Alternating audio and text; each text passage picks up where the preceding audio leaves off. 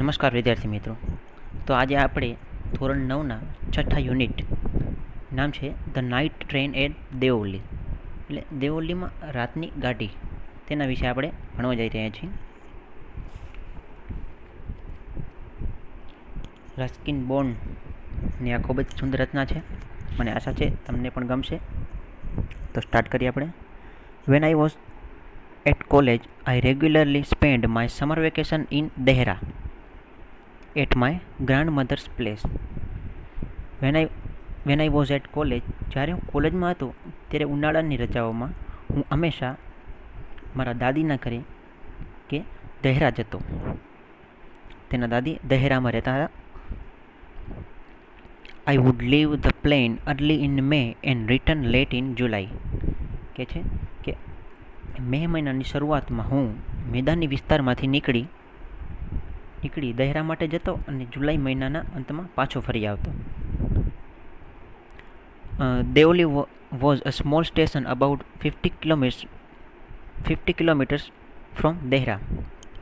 કે દહેરાથી 50 કિલોમીટર દૂર દેવલી નામનું એક નાનું સ્ટેશન આવેલું છે.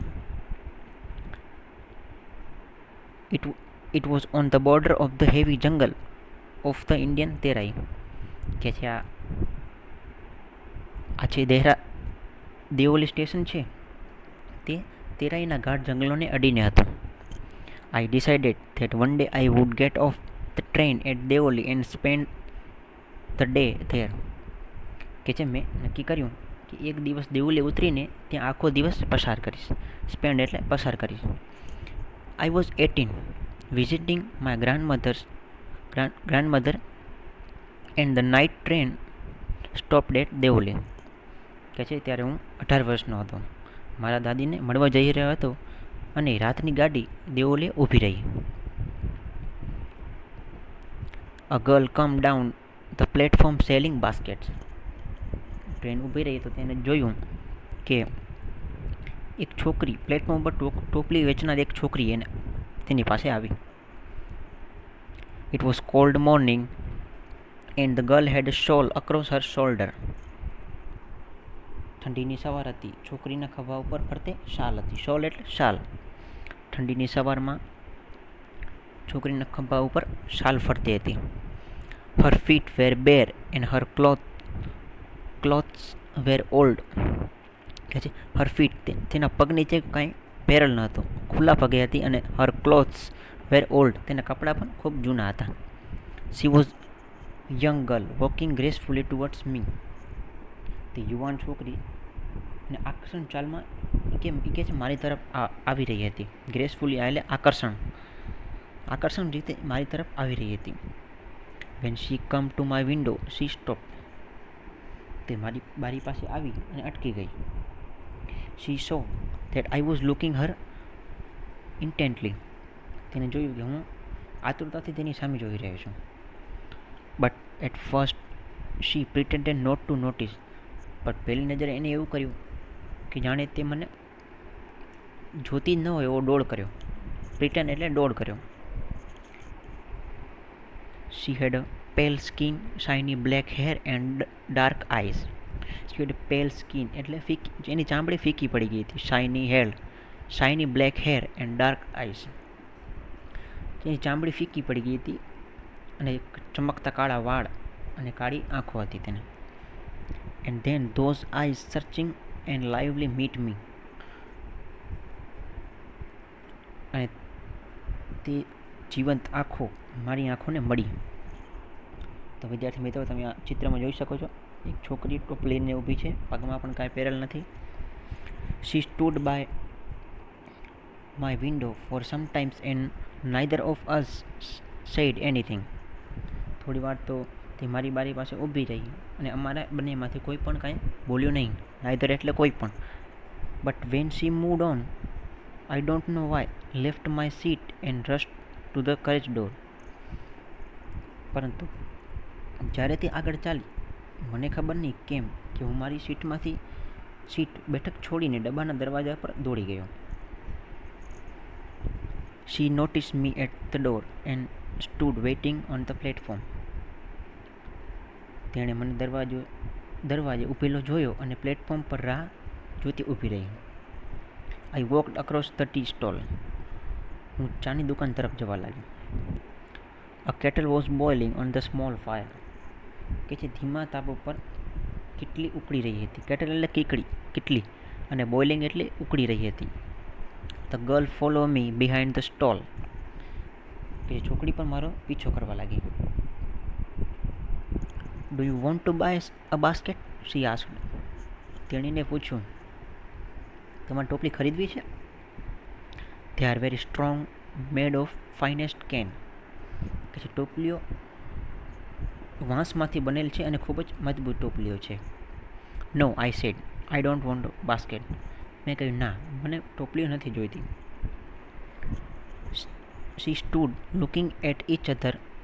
We stood looking at each other for a very long time and then she said, "Are you sure you don't want a basket?"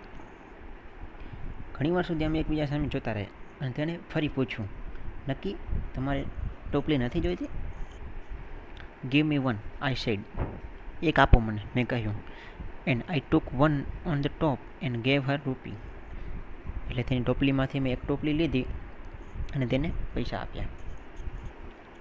I wish to touch her finger but could not. તેની આંગળીને સ્પર્શ કરવાની મને ખૂબ જ ઈચ્છા હતી, પણ તે થઈ ન શક્યું. The guard below whistle and she said something, but it was lost in clanging of the bell and the hissing of the engine. The guard below his whistle. પેલા ટ્રેન પ્લેટફોર્મના ગાર્ડે સિસોટી વગાડી. તે કાંક બોલી, પણ it was lost in clanging of the bell એટલે ઘંટડીના અવાજમાં અને હિઝિંગ ઓફ ધ એન્જિન એટલે સુસવાટા, એન્જિનના સુસવાટામાં તેને કાંઈ સંભળાયું નહીં. I had to run back to my compartment. મારે મારા ડબ્બા પાછા દોડવું પડ્યું. કમ્પાર્ટમેન્ટ એટલે ડબ્બો. I watched her as the platform slipped away. Platform પૂરું થયું ત્યાં સુધી મેં તેની સામે જોઈ રહ્યો હું. She was alone on the platform and did not move, but she was looking at me and smiling.